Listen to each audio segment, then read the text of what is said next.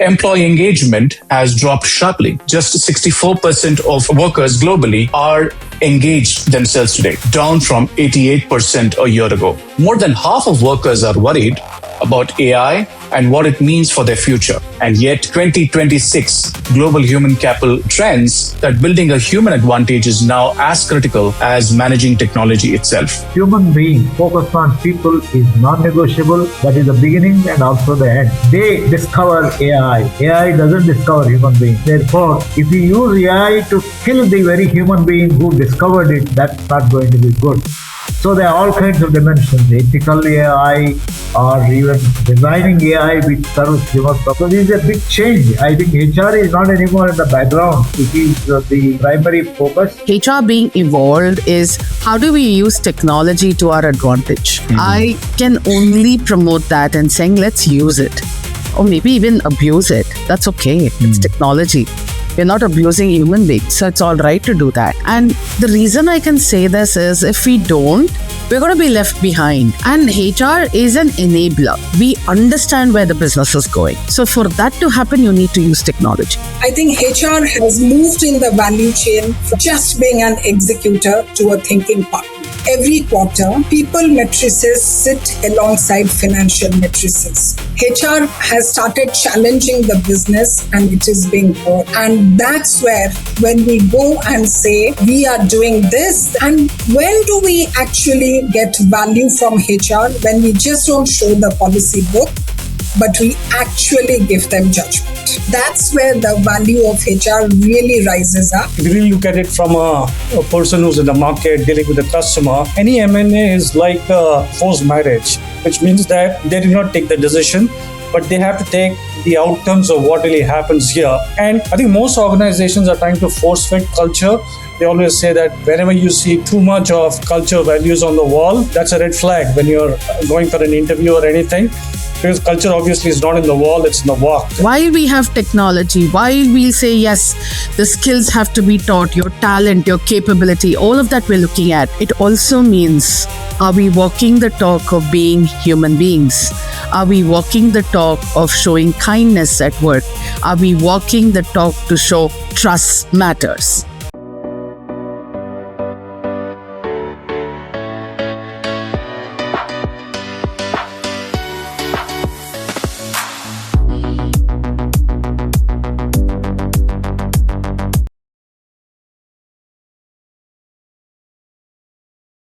Hello, everyone. Welcome to the Career Shifts podcast. 2 years ago, I sat down with Prabir Jha for what I thought might be a modest experiment. I wasn't sure who would listen. I wasn't sure if I had said anything to anybody. I only knew I had questions about careers, about change, about what happens inside a person when they decide to take the leap into unknown. 55 episodes later, here we are together, and I mean that in every sense of the word. This podcast has become something that I didn't expect. It's been a mirror. Every conversation that I have hosted has held something to me about courage, about patience, about what it really means to show up. From Prabir talking about working with his resignation in his pocket, to Dr. Rao sharing how a single postcard from a college principal set him up on the path to the world of psychology and the man he would become to define the HRD network in India. I have been moved, challenged, and also changed by every single guest who have trusted me with their story.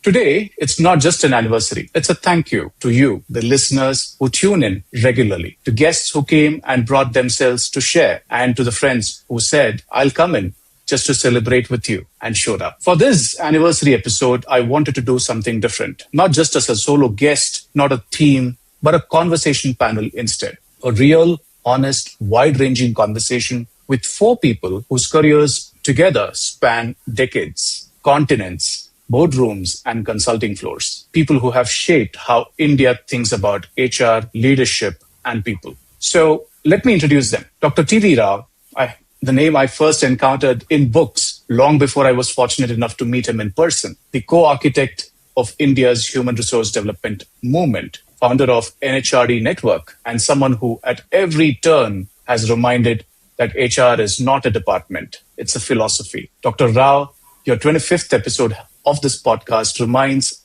one of the most, remains one of the most listened, most shared, and most loved. I'm deeply honored to have you back on the show. Aparna, a friend, a mentor, a philosopher, but also someone who has led People Agenda at Tory Harris through a chapter of extraordinary strength. Aparna has lived real tension that every HR leader knows. The moment when people first meets the pressure of performance at scale. She's navigated the terrain with grace, and I can't wait for the room to hear her now. Sarika brings a global context that few practitioners in India have with such depth. Sarika has been in rooms, worked across borders, and has seen what gets lost in translation. And she's here to share both. And we have Kaushik, who sees transformation both from a consulting side. Kaushik has seen across the table, talking to CHROs, navigating the most difficult sessions of their organizations. He brings in the clarity and the candor that I find rare. So why is this conversation important? Something is shifting underneath. All of us are seeing that right now. Most of the people can feel it even if they can't quite name it. Employee engagement has dropped sharply. Just 64% of global workers globally are engaged themselves today, down from 88% a year ago. More than half of workers are worried about AI and what it means for their future. And 1 in 3 believes that it will reduce opportunities for people like them. Their number of managers globally have dropped over 6% in 3 years.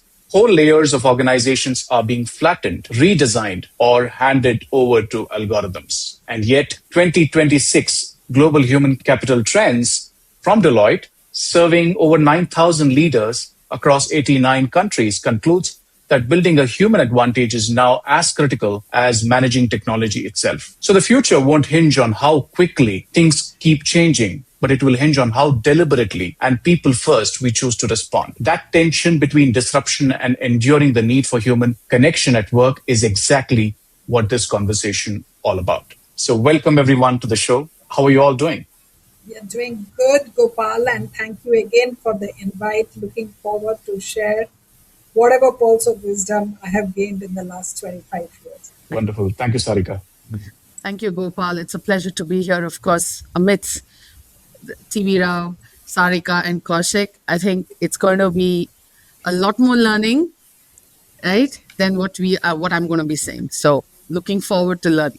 Thanks, Awesome. Gopal. I think this is the first podcast I said yes to, so thank you for the invite and looking forward to the discussion. Wonderful. It was incredible, the fact that we were able to bring all of us together, the fact that we are able to now have this conversation at a time when there is so much of unknown, given be it the geopolitics, given the world of AI, everything that is happening with people, it is important for us to have a conversation on topic which is closer to all of our hearts.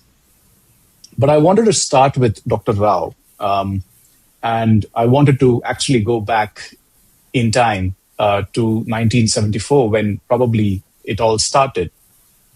HR was paperwork at that point of time, and you have shared this in the past episode that we did, Dr. Rao, where there are a lot of things that have evolved, but at the end of the day, processes, practices, people remain the same,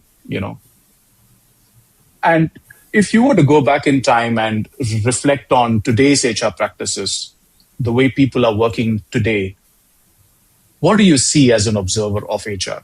Well, Gopal, first of all, congratulations for completing 2 full years and also communicating a lot of interesting things on careers. In fact, I start wondering now if there are going to be any careers at all. The way the life is going on, there's more jig work. But I don't mean to say that there should be careers. If you don't have careers, you can't have competency careers. Yeah. Well, the question you asked, when I go back to 1974, 1975, when Uday Parikh and we started integrated HRD system in Larsen & Toubro, what started as a review of performance appraisal became development of the HRD department, resulted in 6 different subsystems of HRD. But along with the subsystems where we defined all the subsystems, we talked of uh, integrated HRD. HRD is meant to build capabilities. I think capabilities is the term which is now increasingly used. At the time, we talked of attributes and qualities. Later, competencies, and then now it is capabilities. Dave, Ulrich, and others, I think, are promoting this. I suppose there's very little difference, but certainly a difference is what capability building, commitment building, which I think nowadays we talk of as employee engagement, motivation, and so on, and culture building. I think today we are.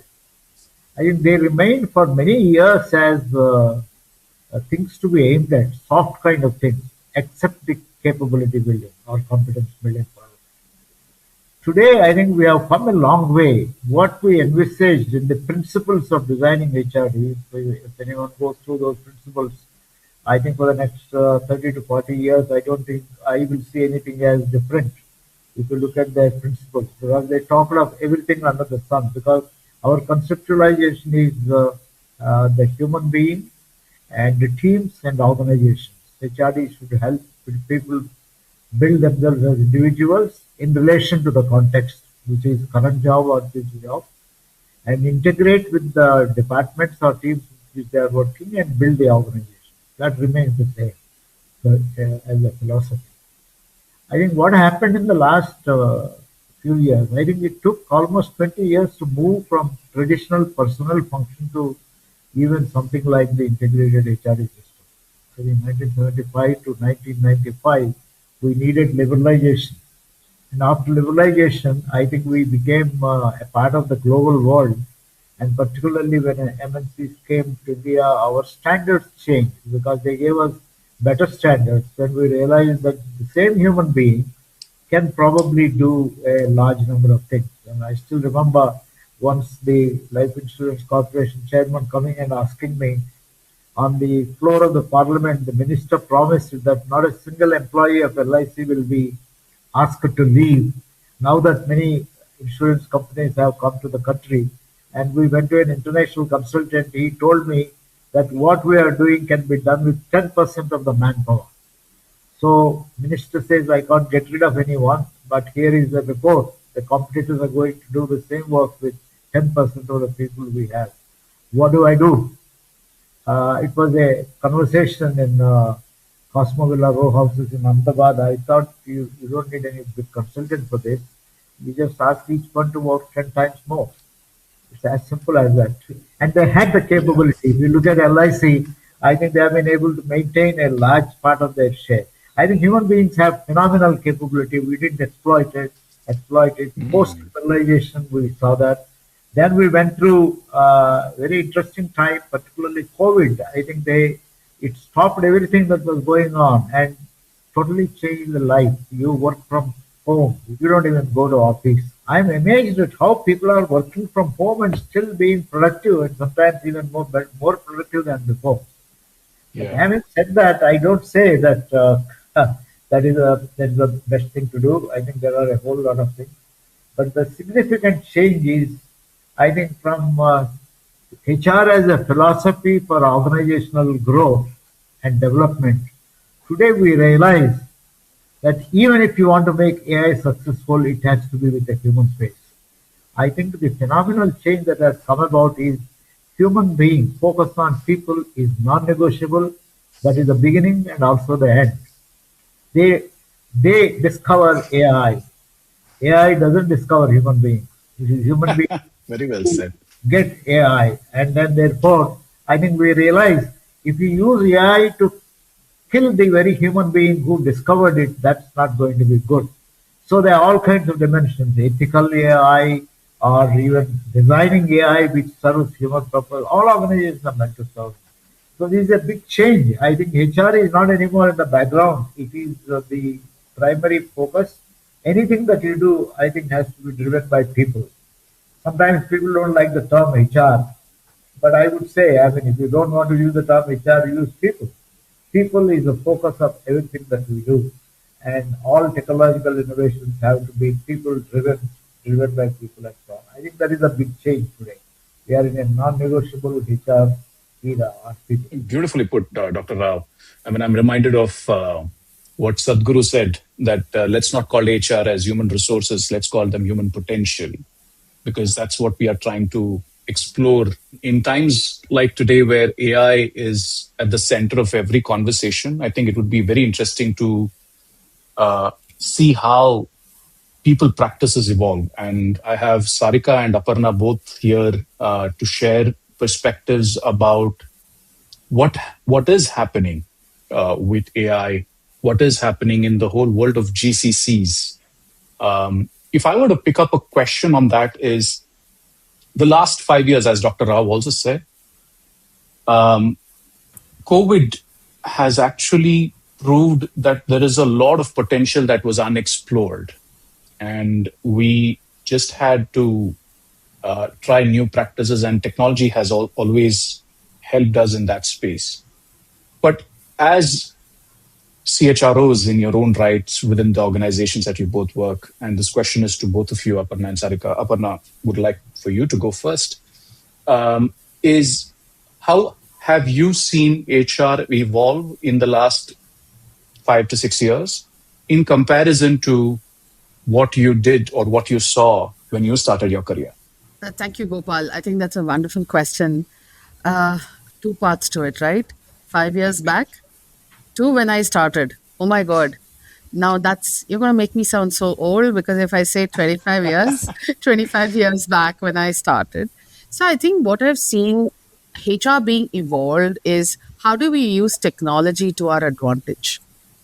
I can only promote that and saying, let's use it, or maybe even abuse it. That's okay. It's technology. We're not abusing human beings. So it's all right to do that. And the reason I can say this is if we don't, we're going to be left behind.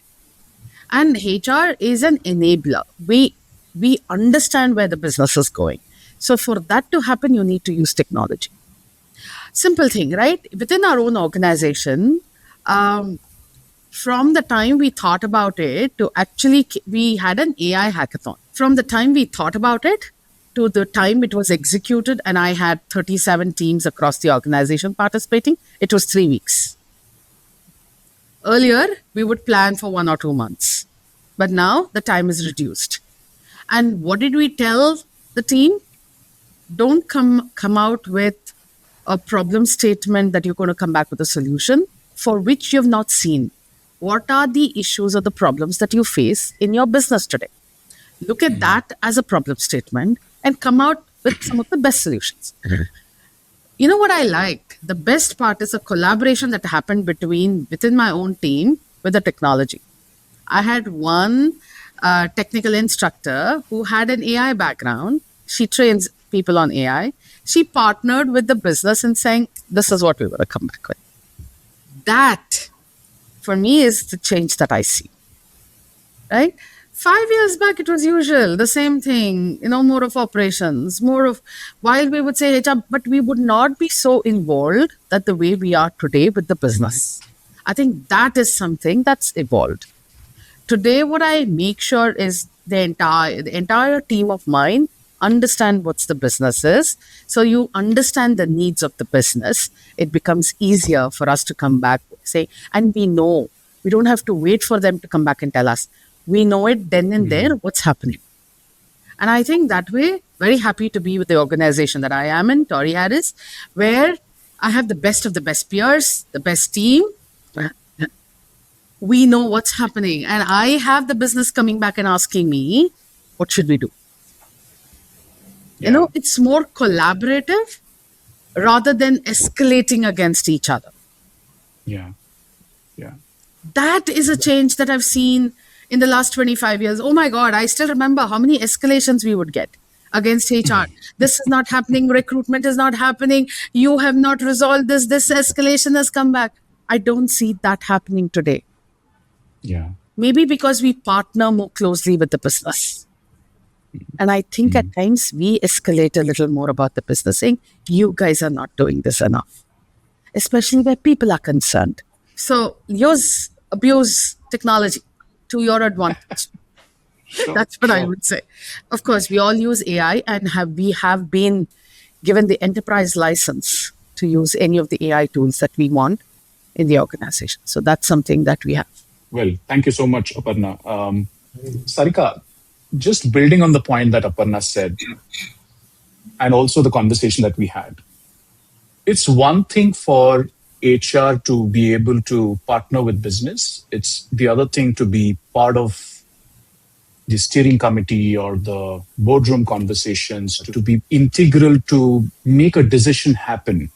And often we hear this conversation within the broader HR community that we don't have a voice. I don't think we are heard enough.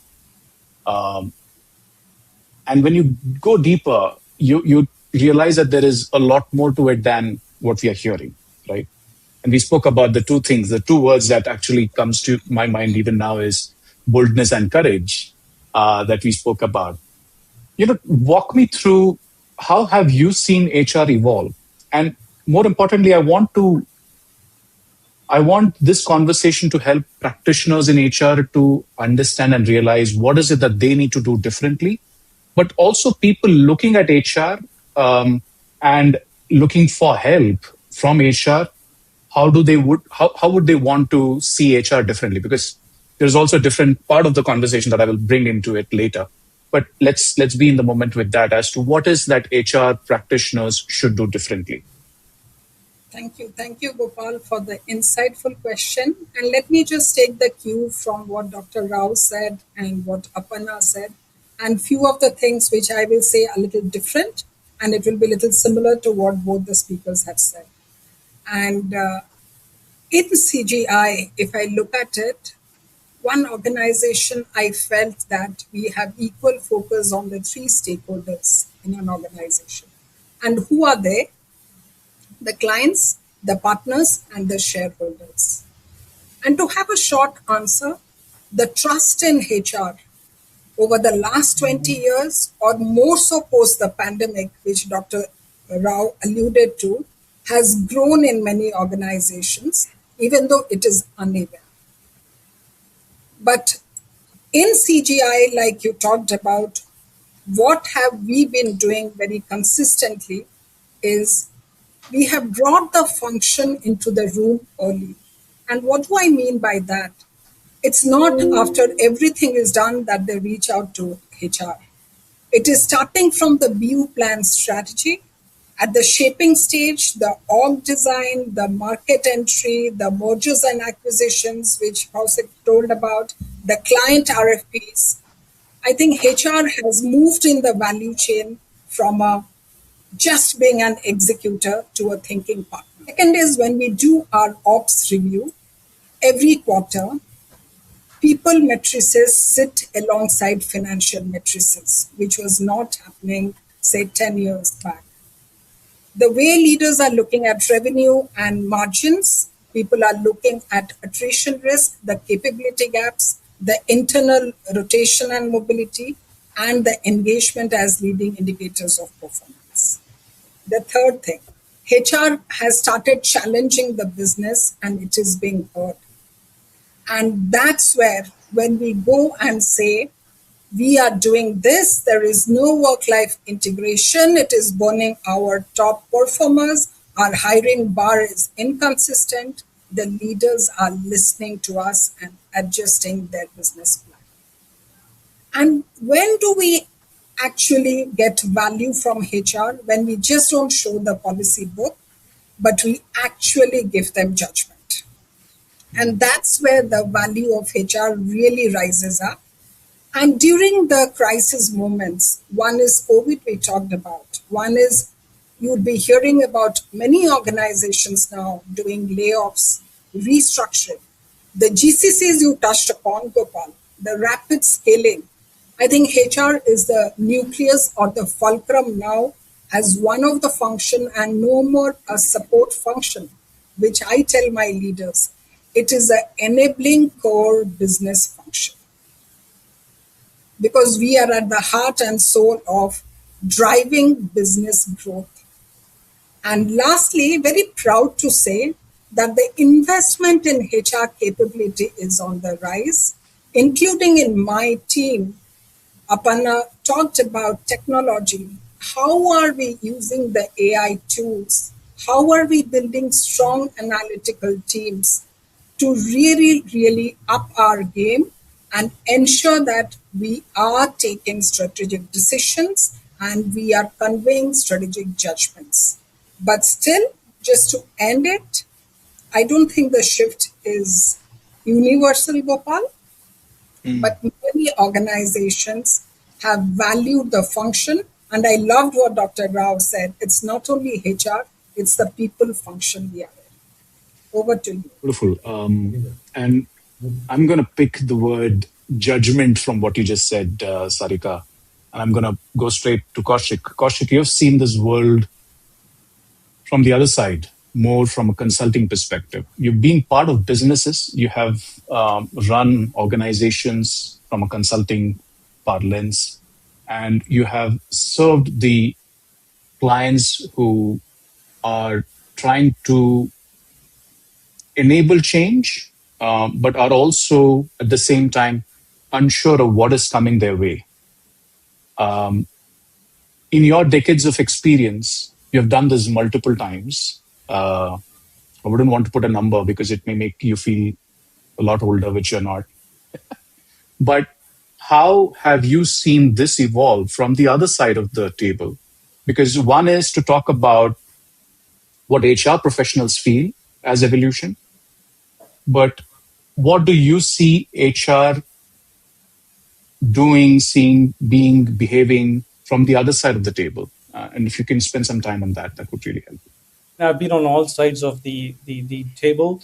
Certainly want to approach it with a little bit of radical candor, especially the shifts that we've seen over the decades in terms of who the consumers of transformation services are from a consulting standpoint.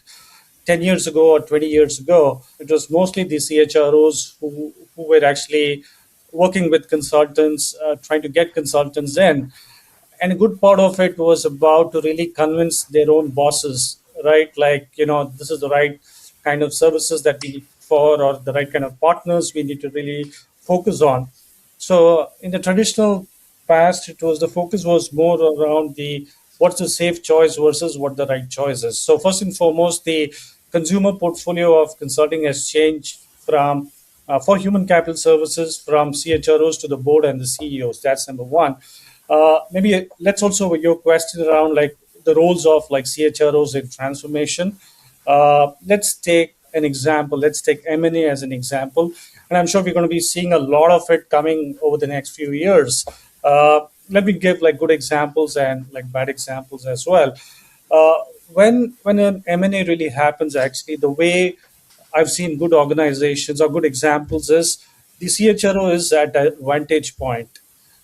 Because if you really see from a functional standpoint, the first thing is the CTO is about protecting their products, their technology, their own stuff. The CFO is more protecting the balance sheet. The sales head is protecting, or will my sales team really be there? How will it really impact the customers? But the CHRO has a solid vantage point to really look at it from an organization standpoint. And some of the good CHRO, roles that I have seen or leaders who have really operated really focus around, okay, what's going to be our immediate priority in terms of the critical talent retention? What's going to be the ROI on our acquisition? Or what is the next 18 months? Where can we really focus in terms of recruitment cost to not really go 150% of our retention costs? So those are the right conversations that are there. But also the problem is the way organizations see CHROs as well. And of late, we've kind of seen an increasing trend is where CHROs are really asked to organize, okay, there's a merger acquisition. Let's have like come together kind of an event. Let's publish mugs, let's publish posters, let's do all of that stuff. We're not saying it's not important, but the focus has really not attending to the core of what the M&A was all about. We've always said that if you really look at it from a person who's in the market dealing with the customer, any M&A is like it's actually like a forced marriage, which means that they do not take the decision, but they have to take the outcomes of what really happens here. And the way I think the organizations are really operating is to the same parlance is believing that, let's say, a Sangeet function or a Mehndi function increases the compatibility versus, let's say, really looking at what the core cause is. And it's not like an HR problem. I think it is the way the organizations are really expecting HR to do that roles. And to Sarika and Aparna's point, I think those aspects are really changing. Sure, sure. Thank you, Kaushik. And I think that's a very interesting and an important point as well. When Dr. Rao, you were more starting off your journey within the HR practices, there weren't as many M&A activities that were happening, but there are quite a lot that happen today. And one of the things that is being a loud talk or conversation across is the impact of all of this on culture, culture of the organization. And today, I think it's not just about the M&A, but also about the different kind of people that work within the organization, different models of engagement, like gig work being one, full-timers being the other. There is a lot of hybrid work that happens within the organization. There is a lot of cross-border work that happens within the organization. So the variables are quite a lot. And here we keep making the motherhood statement that the culture of the organization, HR is a custodian of that, and HR needs to do a lot more. And I always believe that it is, at the end of the day, people's responsibility to take care of the culture of the organization as well. And it's just not HR's job, right? What's been your view? If you really look at it from where you began your journey and to what you're seeing as the conversation with all of the changes that are happening, where do you think we should draw a line to say that this is HR's job, but this is more people's job going forward, and people own the culture of the organization and not just the HR or leaders? Yeah, actually, looking back maybe about 3 to 4 decades, culture was felt, particularly in businesses like either the TVS group or you look at the Murugappa group, or even the public sector had its own kind of a culture, high integrity, leading to, I think, quite often bureaucracy. There are delays, but you have got to be ethical, highly systems driven.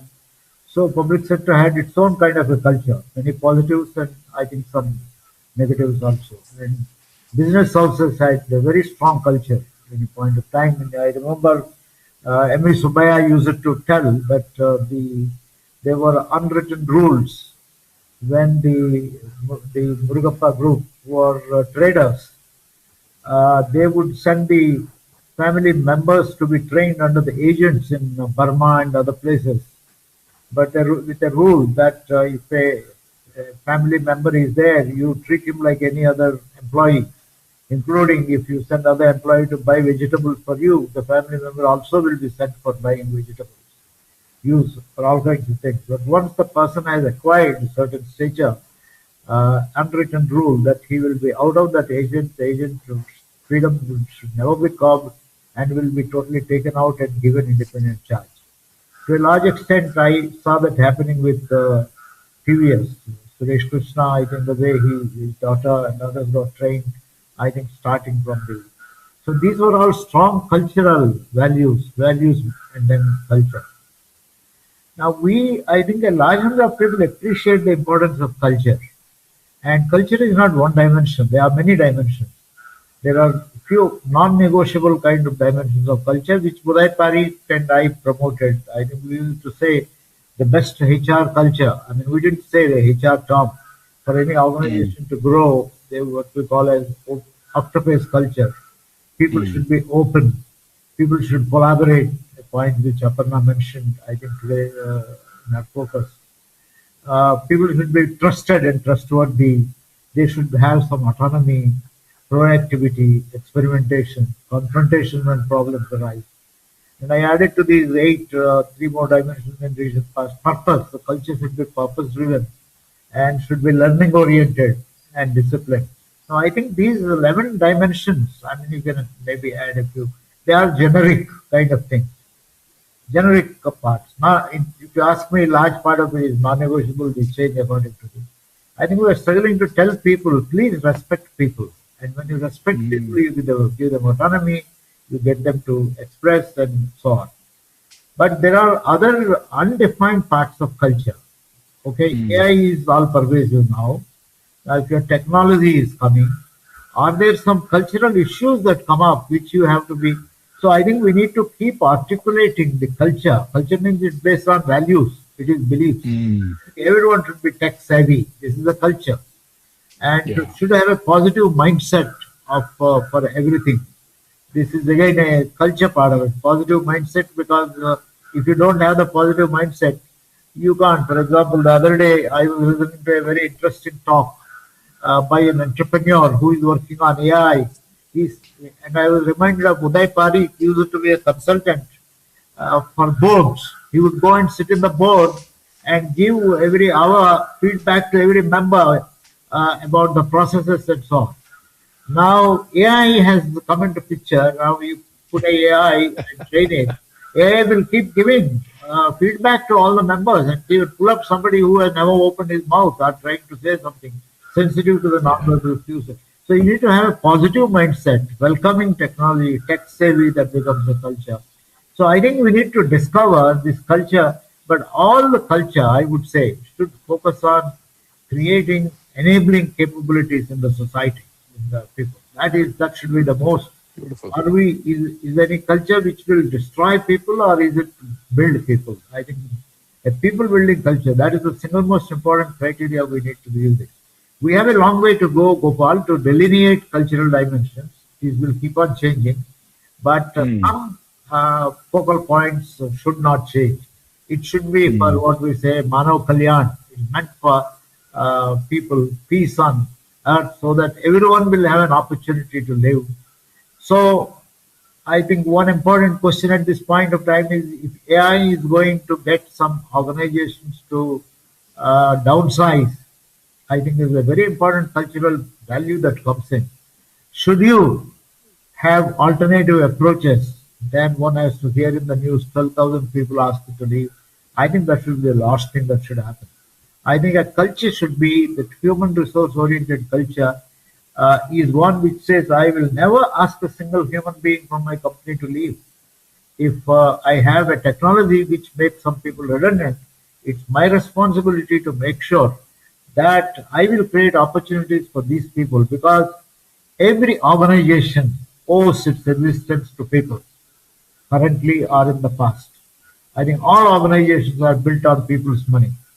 I think they should therefore remember that we should not get the very technology which is meant to bring peace to create a lot of disturbances in life and so on. Now, this is the cultural value which I think organizations have to.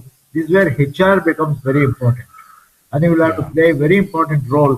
I think I was happy to hear um, Sarika in a way saying that HR thinks even ahead of the CEO. HR could guide the CEO and tell the CEO that, look, if you look at short-term gains, in the long term you are going to be hit, and so on. So that is the way I looked at it, Gopal. I think some our values and culture are non-negotiable, but I think you have to keep revisiting and have Yeah. the human being, human value as the focus. Yeah. Yeah. But Gopal, before you ask the next question, I just wanted to tell Dr. Rao, my first company after from campus was Murugappa Group when MV Subaya was Mm. the chairman. And I spent 2.5 years in Chennai before I moved to Bangalore. So you just took me down the memory lane. It was quite nostalgic. And I completely agree on the strong culture Murugappa Group as an organization or a conglomerate has. Still have sweet memories of Murugappa Group. Yeah, wonderful. Wonderful. I'm just focusing on a couple of things that Dr. Rao said. Where to draw the line on this one, especially because at the end of the day, we hear these news about hiring that is happening quite a lot in organizations. And then one fine day, the news is all about firing 12,000 people, 15,000 people. There are some articles that speaks about the number of jobs that we have lost in the last quarter. Um, it almost feels as if, especially in the couple of cases that we are talking about in the recent past, that, HR was not consulted, HR did not have a role to play, HR did not do something. And there is a backlash of all of that across media, social media, that how come we allowed this to happen? Why should this have happened? And then there are news articles about, oh, this is because we have to invest in AI, and we needed money for it, so we are letting go of people who are not good. I think there has to be a better management of this, right? A better management, or in terms of communications, in terms of empathetically dealing with some of these. And it's important for both the sides, not just people, but also people in HR. Uh, where are we as community not doing enough? What could we do to be able to at least keep that empathy and compassion there? I mean, any thoughts, both of you, Sarika and Aparna? So, Gopal, it's a tough question what you have asked. It's not that HR does not have the empathy, or like Aparna said, we do not collaborate with business and take decisions. At the end of the day, every organization which is there, even though we do a lot of processes, a lot of talent practices, and we are known as good employer of choice, the primary focus is profitability. Are we making the revenue, and are we doing our margins? Stating that, you are right. Could it have been managed better? My answer is yes. We are talking about technologies. And if I take what Aparna shared on technology, which is going to become a game changer, I agree. They are going to be the accelerators. But if we over focus on technology, then the risk of HR as a function becomes like, are we becoming the CIO? If we only focus on people experience, Gopal, to your question, why are organizations going in a wrong path? The risk is, are we just becoming culture owners? So, my take over here is, as the HR function, can we own the intersections of three T's: talent, trust, and technology, and make that as the boardroom priority? And trust for us is the new currency for the CHROs. And CHROs has to percolate it down their entire function and to the entire workforce like a central banker. And if we can do that right, a combination of trust plus workforce strategy in an AI driven world, that's when HR becomes indispensable. So it is the right question you have asked, but it's how we are implementing, because proof of the pudding lies in its execution. Are we doing it in the right way? Are we doing it with empathy? Are we really having that trust? The 50 years, 30 years, what we have built, and people believed in us. In one fine day, you send an email at 6 a.m. in the morning. A lot of questions remain unanswered. But I think if these are the things, we do it in a very positive mindset. And I think Dr. Rao talked about his 11 principles of how to build a culture. A combination of that would really help us to have the function again as a strategic function and not as an execution or tactical function. Over to you, Apan. Uh, you know what, Sarika, you've kind of shared what, what has been on my mind. And I think that's primarily. So, Gopal, I think it's so important, right? The 6 o'clock email is something that I would never, ever ask any CEO or anybody to do it, right? I would say, would we like it? Let's put ourselves in those shoes. But having said that, not going to go down that path. But I think here is what matters. While we have technology, while we'll say, yes, the skills have to be taught, your talent, your capability, all of that we're looking at, it also means, are we walking the talk of being human beings? Are we walking the talk of showing kindness at work? Are we walking the talk to show trust matters? All of this brings in a psychologically safe space for people. Are we doing that? I mean, who are the managers, right? They say people leave organizations because of the managers and not of the organization. I think one standard thing is they will leave for the salary, but if the culture is good, they will come back and work with you again. But who drives it? It's not HR, it's every manager we have. Yes. They become people managers. If I have an issue, the first one I go to is my manager. So, in a way, he is a HR, a human being. Yeah. Yeah. So, it starts from there. That's the culture we need to keep. That is the, as Sarika said, the nucleus is that. That can't change. For example, if you're driving a car, the engine matters. But along with the engine, you need everything else. Yeah. For us, Beautifully heart said. matters. I love the walk the talk you said. And Gopal, one of our ex CEOs in CGI, said, "Why walk the talk? As role models, you should talk the walk as well." Yes, So that was a good absolutely. phrase, actually. Yes. I mean, Yeah. forget your own employee. I mean, what about your workspace facilities folks? They're human beings, right? How do we treat them? Yeah. We give everything to our employees, but we forget they are also human beings. All they want is a good morning. How are you doing? And I Yeah. do that religiously, Aparna, If when I I reach can. at 45. Absolutely, Sarika. I have a story to share. We'll share that later, where I Yes, got lunch should come. from them. You know, I got a box of lunch from one of my workspace facilities Awesome. team.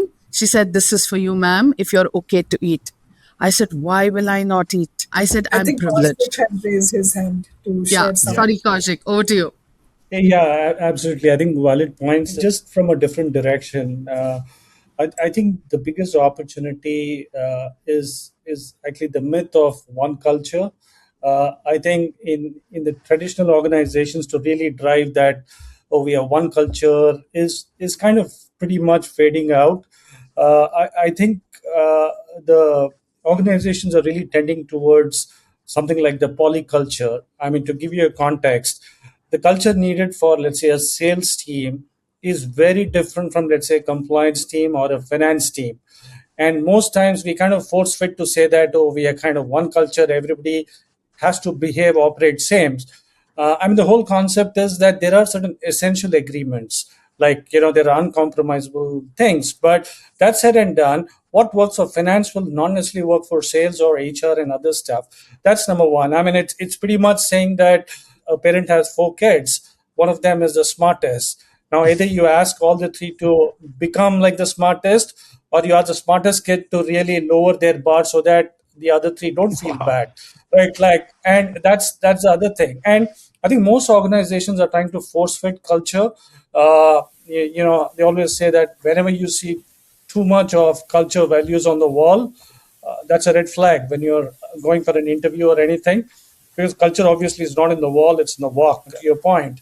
But that said and done, when you put when you really cluster people into that, this is the way the organization is, whereas their portfolio of job really requires a different entrepreneurial kind of a spirit.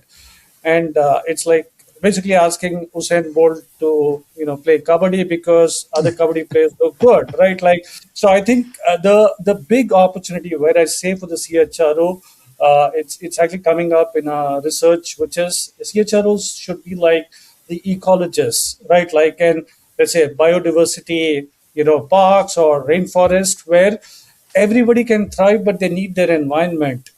The opportunity for the CHRO is to understand that which are the environments that different functions can thrive, different contexts can thrive. No, I just wanted to bring that perspective, Gopal, back to you. Kaushik, this is very interesting. I'm reading a lot on multi generational talent. Right now, if you look at CGI with 22,000 people, we have three generations: Gen Z, millennials, and Gen X, people like us. And we are becoming a lesser percentage, the Gen Zs. So their sense of purpose and the loyalty, what we all had 25 years back, is chalk and cheese. So, what exactly you said, I'll have a discussion with you. Biodiversity or forest, I think it's very interesting. So, every policy which we do, and Aparna will also allude to me, we just look, is it cutting across the three talent segmentation?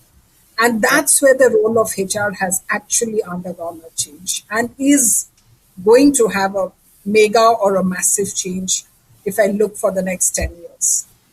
Over to Earlier, you. we would just write policies and saying, okay, this Yes, is for everybody, right? yes. And now you have to keep looking at it and saying, whom does it? Yeah, it goes through 8 iterations, Gopal, and I'm still not convinced with the Means that number it's of the right. If it is the right one for things. everybody. Can Very I well. really take care of Gen Zs? Can I take care of millennials? Can I take care of the Gen X? So Oh, thank you, we have Kaushik. That No, was an interesting perspective, and love and the Yes, analogy that you gave us of, I know. rainforest and biodiversity. all of and it. absolutely, I mean, it's a true example. One of the very important roles for an HR leader is to also focus on the future of professionals, which is build capacity, build people with right skills. So all the focus that we have had so far in this conversation were on the present, the past and the present. With AI coming in, there is a huge emphasis on skilling everybody for HR. And I think the war is just going to be intense in the next few quarters. I won't even say years because it's that fast things are moving ahead, right? It puts enormous amount of pressure on HR leaders for sure, but it also puts enormous amount of pressure on people. And when I say capacity building, one of the most important factors that we keep missing is how are we grooming the talent that is still coming in. So you spoke about Gen Z's, Sarika. There is Gen Alpha under production, if I can call that, right? Yes, yes. Are they even being, skilled for the roles that we are bringing in for the future? So, question to you, Dr. Rao. One is, what is HR's role in building skills and capabilities for the current, and what is HR's role for building skills and capabilities for the future as well? Because I don't think we are finding enough time to think about future of people. Yeah, as far as the current is concerned, a lot more systematic work could be done by many organizations. Some have done a marvelous job. I think this competency mapping, which we started about almost a couple of decades back, McLean did it quite some time ago, and I think there are a lot of literature across. But I think even identifying the competencies needed to perform the current job well, I'm not very sure if everyone has done a serious job because it's not the HR's job to identify the competencies all by themselves. They can't do it sitting in a room. It is by actually going and talking to the people or initiating mechanisms and process that ultimately competency mapping is the job of every employee and his senior, taking Yeah. into consideration the context that is available and so on. I think systematic identification of the critical competencies from where the skills required what you are asking flows. I think we still have some way to go. I don't say a long way to go. I think people have become a lot more sensible now than before. So scientific skill identification, skill gap identification for current jobs is an important thing. I think we are following the market. Somebody writes a book on humility is very important, then we say, okay, we'll run a series of programs on humility. AI is important, we'll run a series of programs. That you may keep doing on, but I think you probably, when you do a competency mapping, you will find some other kind of critical skills.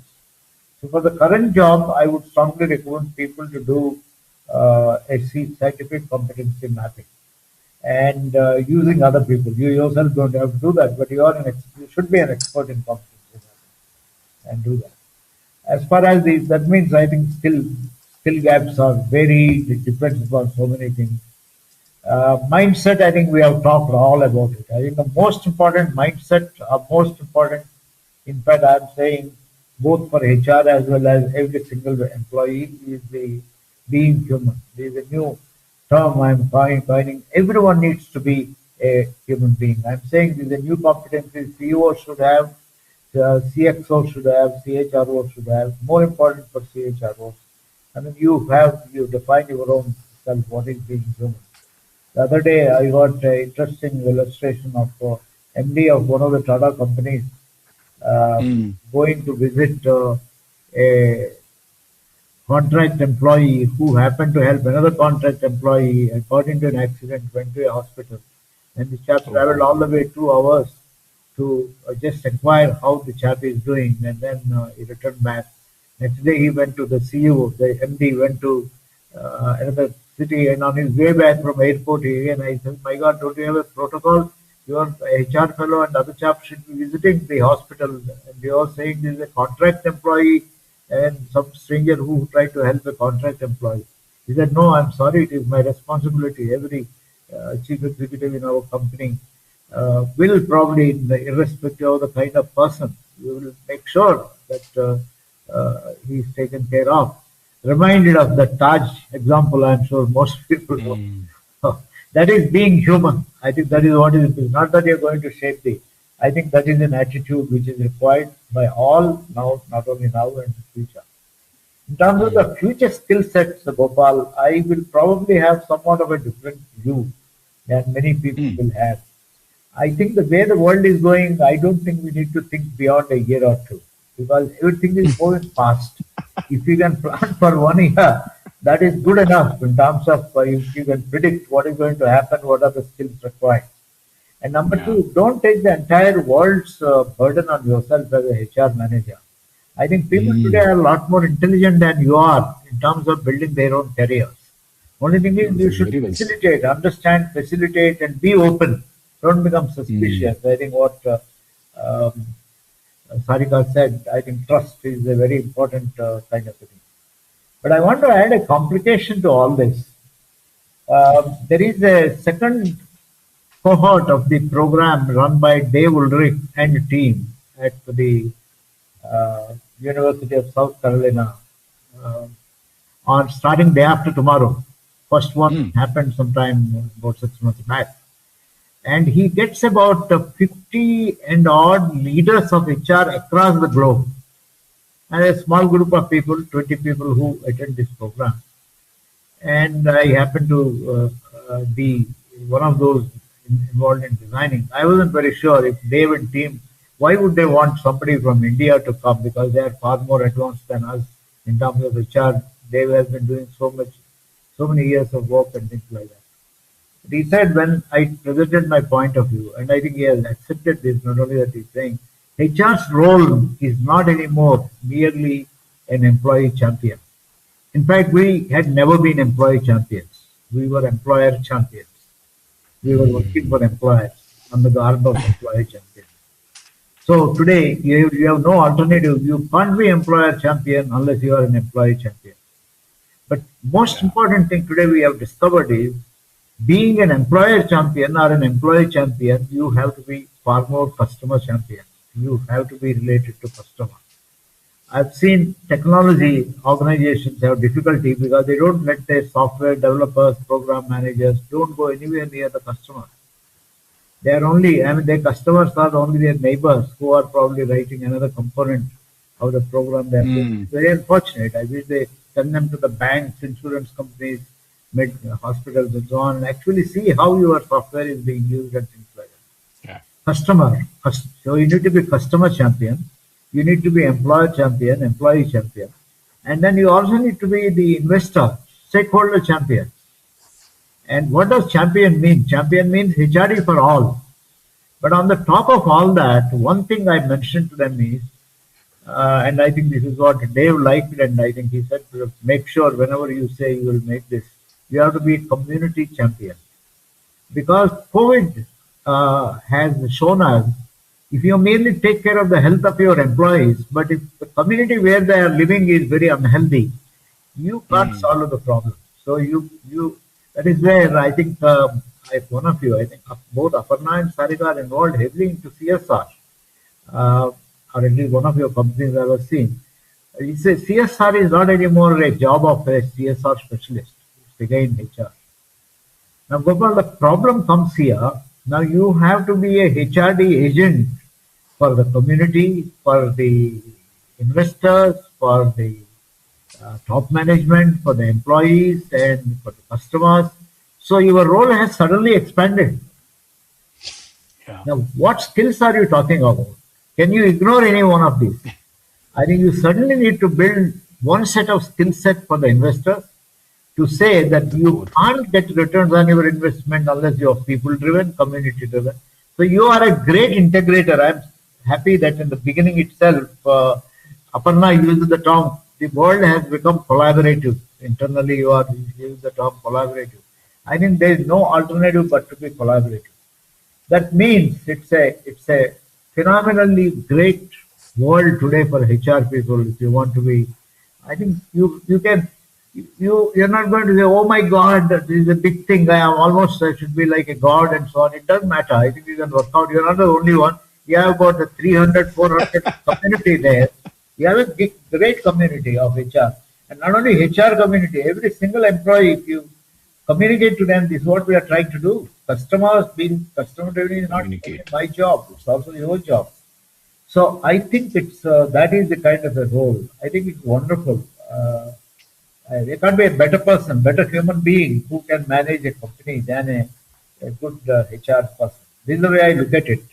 So I'll only look at creating mindset for the future, not so much Yeah. on the base of skill set. And I wouldn't worry more than for in a year about creating skills.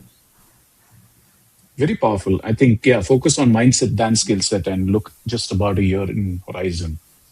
But I hope Gopal, that makes some just sense. to take it Yes. from Dr. Rao, and I think Dr. Yes. Rao shared exactly what was there in my mind and what we have been doing on the ground.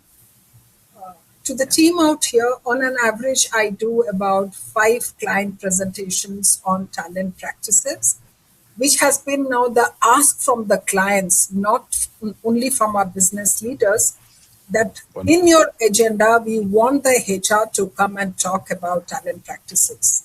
And exactly what Dr. Rao said, I just don't go and talk about a performance management or a succession planning review. I just give them a holistic view of exactly these are our talent practices, what we do from a hire to retire. But equal focus is also on CSR and ESG.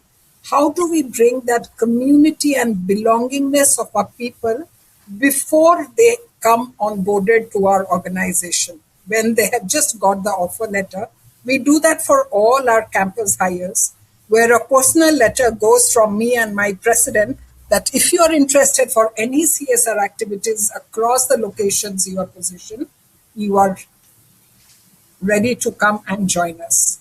The one thing which I think, Dr. Rao, besides CSR and community, we also focus a lot on the diversity, equity, and inclusion to really sustain that 40% women workforce we have, as well as ensure the talent segmentation. How do we create the future ready workforce from a woman? Whatever we say, with all due respect, I think it's still a fight where we need to become 50-50% across the levels, including the boards. The third one, which we equally focus on, and more so, it has got accentuated post the COVID, is on the health and well-being charter. And here I would like to share a best practice what we do. In CGI, we have a sub function which Gopal would be knowing. We call it as oxygen. And that caters to the health and well-being through the year to really take care of more so in a technology industry. Besides the skill-based organization, continuous learning, persona-based journeys from a L&D perspective, how do we really bring in the health and wellness as one of the core for having real qualitative talent pool in the workforce? I loved what Dr. Rao started off. And of course, Sarika, you added, and I would want to stress on this. Yes, diversity, we're still fighting. We have a long way to go. Have we crossed the bridge? I don't think we will. I don't even know if in my time, maybe I'm just getting there. But having said that, I think this is where, yes, my organization, we are at a 40% diversity, and it's difficult just to be there. I'm not even able to progress, right? At 40%. I'm not getting, if I get 1% more, I'm happy. But then it changes. But having said that, this is where I volunteer. Of course, I think from XLRI, we also have leadership programs for women. And that is where my volunteering comes in. We reach out to organizations to say, hey, here are the 3 programs that we have only for women, right? Be it when you've just started your career, 2 to 7 years, 7 to 14, 14 and above. Primarily 14 and above is for people who want to get to the next level, your CXO. Can we focus on that? Because today at our level, we still have not even reached that 50% at the CXO. We have a long way to go. So that is something I'm very proud of having volunteered. And, it's like at times I say my day job is this, and this is what I do otherwise as well. So Sarika, you watch out. You're going to hear from me more on this. I would love to. Very passionate Wonderful. about that too. Yeah. In the interest of time, I would like to quickly shift to rapid fire, a question to each one of you, which you can be as brief as possible. And I'll begin with you, Kaushik. One word that describes HR today. Work in progress. Very interesting. Dr. Rao, this one is for you. Best career advice you ever ignored? That's a very difficult question. But what have I ignored? Nobody has given me any career advice which I have. Ignored. Yeah, I think people have given me advice. Whatever I was doing is right. For example, one choice I had was Bharat Movers when I joined as general manager to continue there. But I very clearly said, no, I don't want to continue. I prefer to be a professor. I think all the time I always wanted to be a professor. Even my consulting company, I'm more a professor than a consultant. So I think I have followed my heart. You love teaching. Yes. Thank you. Thank you. Sarika, for you, AI in HR, opportunity or threat? It's a combination of both. It's the way how HR uses it as an opportunity and gives the economies of scale. And it can be a threat because if you do not become relevant and you think what you were doing 25 years back, it continues and have the complacency, then you are digging your own grave. Sorry for being so candid. That's so true, Absolutely, Sarika. You that's said it. It's good. It's so true. Yeah, absolutely. Aparna, the leadership quality that is most underrated right now. I think listening is very, very underrated today. But that is something we need to do as leaders. We respond to the question without even thinking about it. Just listen. That's all anybody would want, be it your own peers, your own team, the employees, or if for that matter, even the boss. True that. And listening is a rarity these days in so much of noise, so much of hype, so much of paid PR, if you want to call that. It becomes very hard to listen to. So very well said. Kaushik, instinct or data? Short-term data, long-term instinct. Powerful. Good one. Dr. Rao, to you, what would you wish leaders would stop doing? Making false promises. Stop making. That's going to be a tough one for a lot of them. What is the hardest conversation you have learned to have? That's for Sarika. You are giving me all the tough questions, Gopal. What was the hard one? From a organization perspective or personal? Organizational perspective. Let's keep it at that. Hardest, we do a lot of changes in policies. And sometimes it is hard because for the last 30 years, the policy was benefited by the workforce or by our partners, the employees whom we call us its partners. When we do a change and we do not share the rationale why we have done, what is in it for the organization, what is in it for the employee, That's when I think the hard conversations happens between the leadership and HR. If we just go ahead and do the change in overnight, I think I get into this kind of hard conversations. I understand the rationale, and with the new labor code coming in, Oh, Aparna will be knowing the changes we are bringing in, and policies are getting changed, policies are getting rewritten. These are all hard conversations. One side with your leadership team, one side you come back, you change your hat, and you are there in front of the employees. How do we create that balance and ensure we still are an employer of choice and we are doing the best? And that's where the three C's out here: communication, communication, and communication. The more you do, the less. Very well said. Communication is the key. The lesser we do, more troubles for us. And we should also learn how to do it the right way at the right time. So, very well said. Finish this sentence, and this is for all of you. The future of work belongs to people who. We can start with you. Wow. Yeah, I mean, I think the future belongs to people who can create their own work that is of value. Can create their whole own work of value. Sure. Aparna? future of work belongs to all of us because each one of us come with a different perspective. There are, I mean, just look at us. The five of us here have five different thoughts, five different perspectives, five different ways of looking at things. That is future of work. Diverse perspectives. Dr. Rao? I have written quite a bit about it. Future of work belongs to those who treat life as work. Life and work are one and same. Life as work. Yes. Work Very and life, powerful. they are the same. You work for, I mean, what is work? When you sleep also you are working.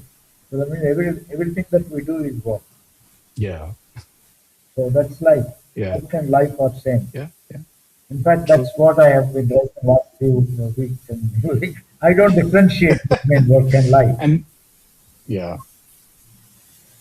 Work is worship. That's what Gandhi said. A lot of people have this struggle. Yes.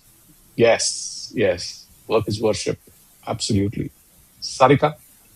So for me, it is three things, Gopal. The future of work belongs to those who learn continuously. I call them as agile learners, people who are digitally aware and they know that AI is coming like a tsunami and they need to learn. And the last one and the most important one is being emotionally intelligent. Very powerful. And one question for all of you. If there is one piece of advice that you want to give to people listening in who may be at any given stage in their career about how to approach careers, what would that be? I think, irrespective of stage, age, I think the first thing is moral clarity, which means really having integrity as a foundation for doing anything, everything, irrespective of the roles that people play, the level that they are in. Because end of it, it's always about what keeps you awake at night is excitement. But when people really ask, like, how can you sleep at night? That's a moral clarity issue. So I think the key is like to have integrity as the foundation as they build and grow their careers. Skills can be acquired. They'll learn with peers. They learn through opportunities. But that's something I think foundational. Thank you. Thanks, Kaushik. Dr. Rao? There is nothing like career. It's an artificial boundary that we draw in terms of the work we do. So you should be enjoying whatever work you do and not too much worry about career. These are all artificial boundaries. Okay? I think Wow. that's what I would Wow. say. You learn to enjoy whatever you do, and that's your career. Learn to enjoy whatever you do. Yes. Thank you. Aparna? Gopal, I would say take the risk. If you don't take it, how do you know you're going to be successful at what you do? Don't think so much. Go for it. Yes. Everything will be fine. I remember what we spoke 2 years ago. I have done it in my life. So, sorry, I'm going to take this, right? When you ask Sarika what's the most difficult, at work, I know all of, if you have to communicate to a family member that someone is not alive. That for me is more difficult. And if you have to do it in your job, all emotions aside, Yeah. how do you do it? Nobody teaches us that. I Very had to powerful. do it, and I know. Yeah. Yeah. I had an Yeah. employee who passed away. His wife was 7 months pregnant. I had to communicate that to her because nobody else was willing to do it. Correct. So, oh yeah, ask me about it. That's why I said take risk. It's okay. Everything will be fine. Sure. Sure. Thank you. Sarika, over to you. Just to wind it up, Gopal, and this is to all the women workforce who is going to watch the Career Shifts podcast. Have that ambition, have that fire in the belly, and the sky is the limit. Just do Yeah. it. Yeah.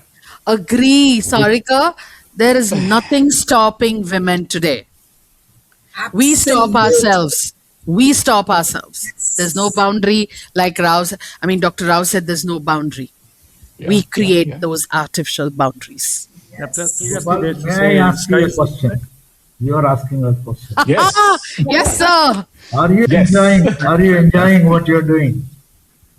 Right Oh, now. absolutely. Absolutely. This is Absolutely. this is your career, I have Gopal. This is your career. yes.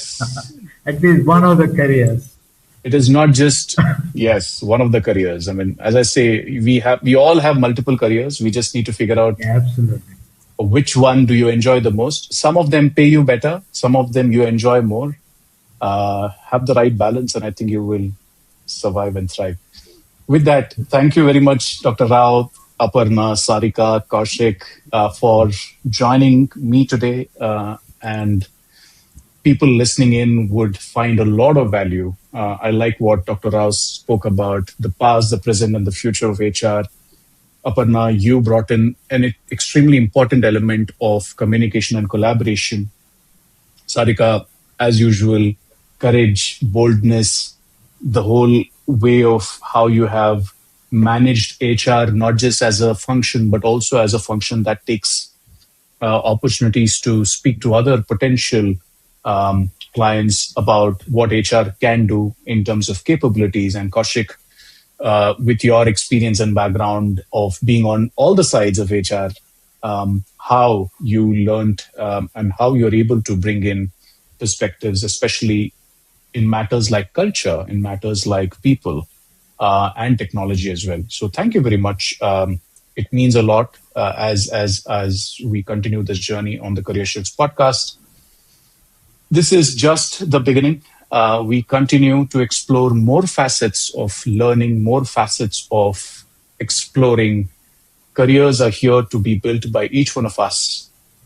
We all have all the access to mentors. Do we stop ourselves? The answer to that question is only something that you can answer. And explore more, take risks, as Aparna said, and Career Shift's journey continues to move further. Looking forward to meeting all of you in the next episode. Thank you so much. Talk to you all soon. Bye bye.